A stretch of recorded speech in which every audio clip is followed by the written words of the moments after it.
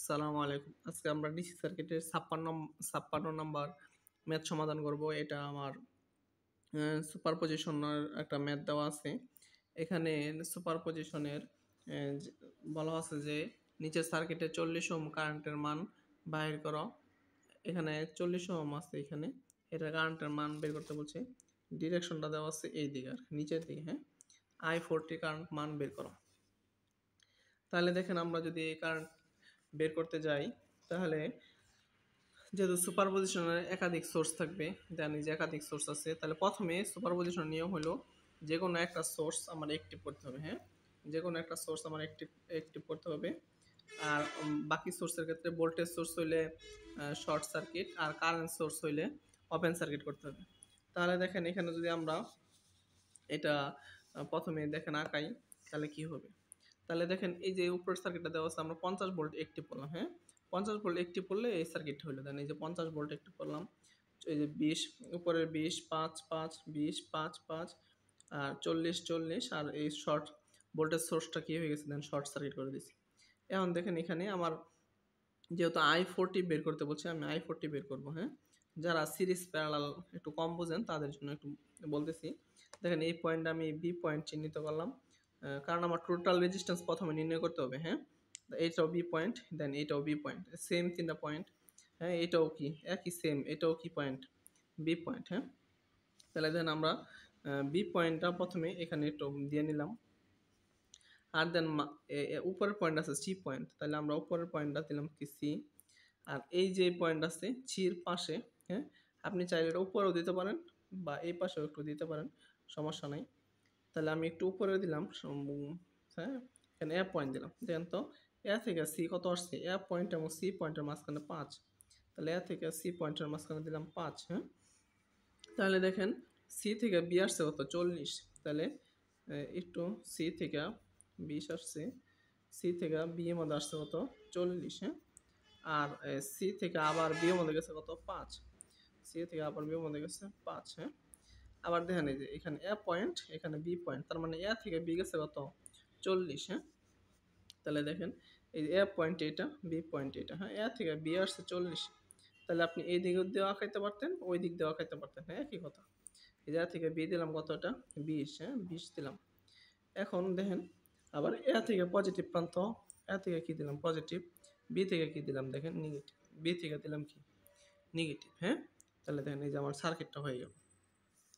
তাহলে দেখেন এই দুইটা কি হবে, এই দুই রেজিস্ট্যান্স প্যারালাল হবে, দুইটা মিলে কয়টা হবে রেজিস্ট্যান্স, একটা।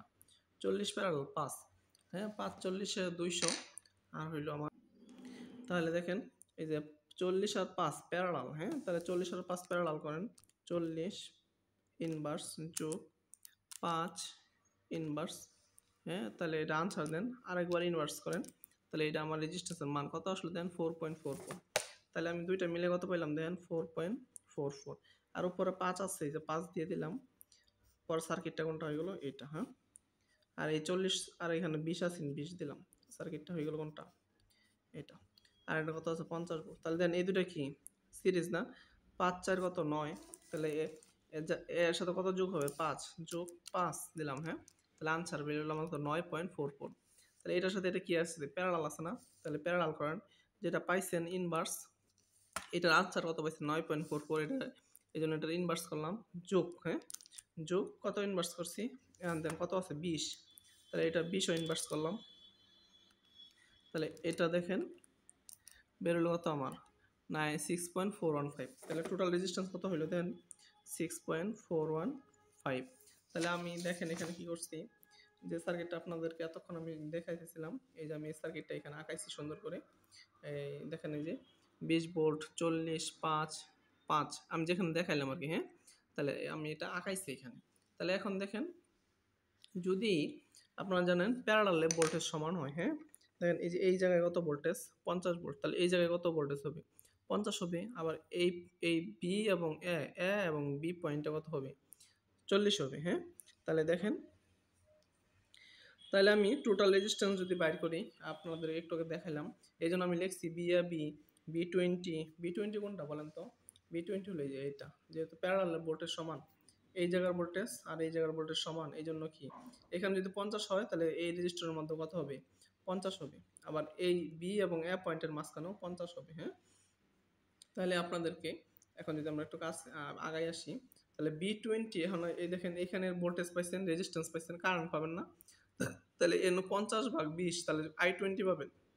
তাহলে I20 কত হবে দেখেন, I20 আছে কত 50 বা কত 20, তাহলে 2.5, তাহলে হবে কত 2.5 ওহম।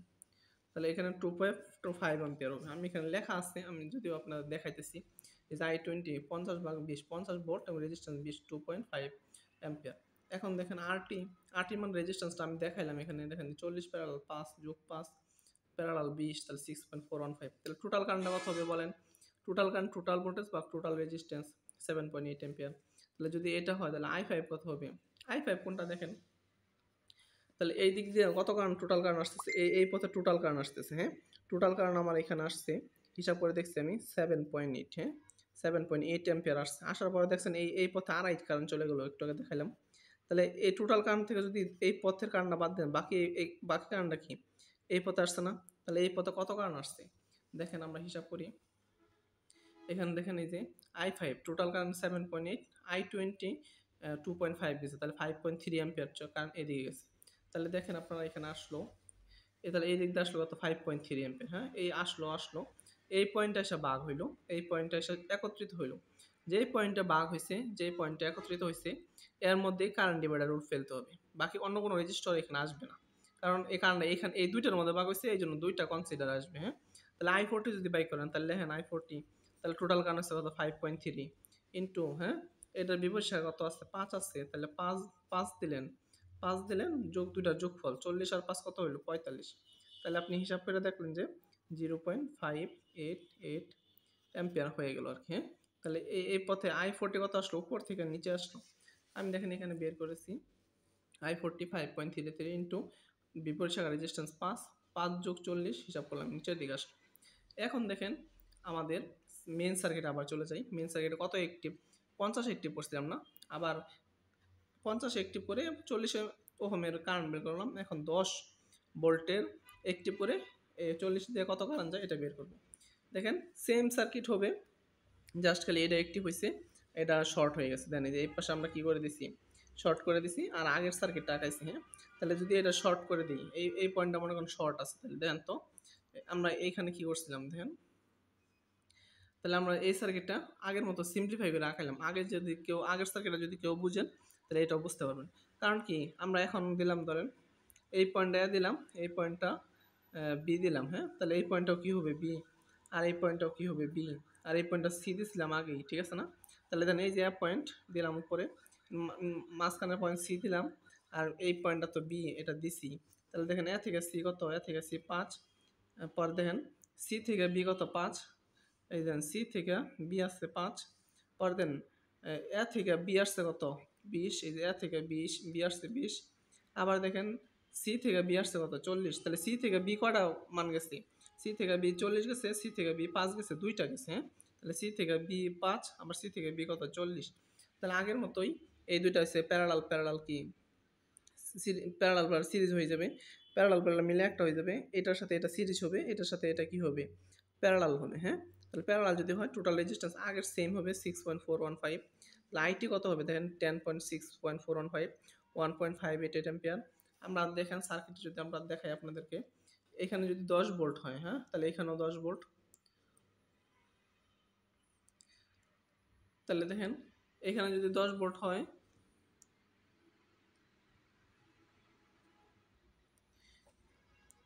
দেখেন এখন এই 10 ভোল্ট, হ্যাঁ, প্যারালাল কি জানি আমরা ভোল্টের সমাধান, এখানে যদি 10 ভোল্ট হয় তাহলে এখানে 10 ভোল্ট হবে, এখানে 10 ভোল্ট হবে। তাহলে দেখেন এই রেজিস্টারের ভোল্টেজের মান কত পাইলেন, এখানে ড্রপ হয়েছে কত দেখেন তো 10 ভোল্ট। তাহলে 10 ভোল্ট ভাগ 20 তাহলে কত হবে, তাহলে হবে 0.55 এম্পিয়ার কারেন্ট এই দিক দিয়ে আসতেছে, হ্যাঁ?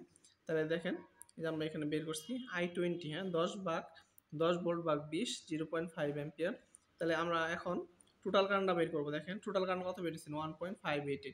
তাহলে টোটাল কারেন্ট যখন আপনার আসছে এখানে এই পয়েন্টে টোটাল কারেন্ট আসছে এখানে আসছে কত আপনার টোটাল কারেন্ট 1.558 এম্পিয়ার আসলো।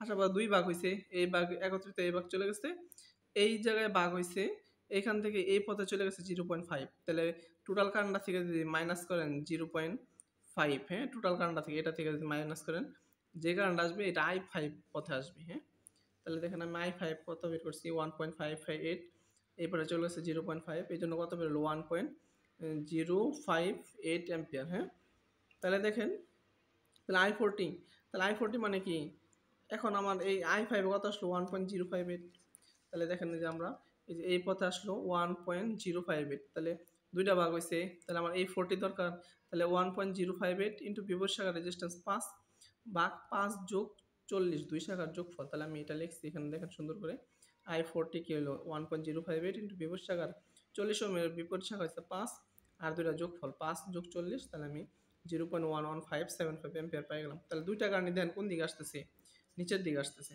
আর মেইন রেফারেন্সটা আমি প্রথমে কলম দিয়ে দিতে পারিনি, এটা হচ্ছে আমাদের মেইন রেফারেন্সটা চাচ্ছিল নিচের দিকে। হ্যাঁ তাহলে দুইটা কারণ কোন দিকে যাচ্ছে বলেন, নিচের দিকে, তাহলে দুইটা কারণ কি হয়ে যাবে, যোগ হয়ে যাবে। হ্যাঁ তাহলে I40 কত পাবেন, তাহলে তো লিখি I40 সমান সমান কি I40 1 প্রাইম যোগ I40 ডাবল প্রাইম।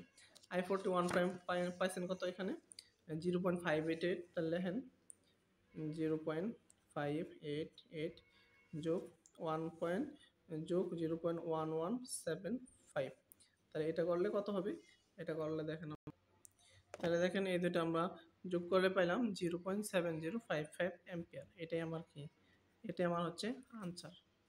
আসসালামু আলাইকুম।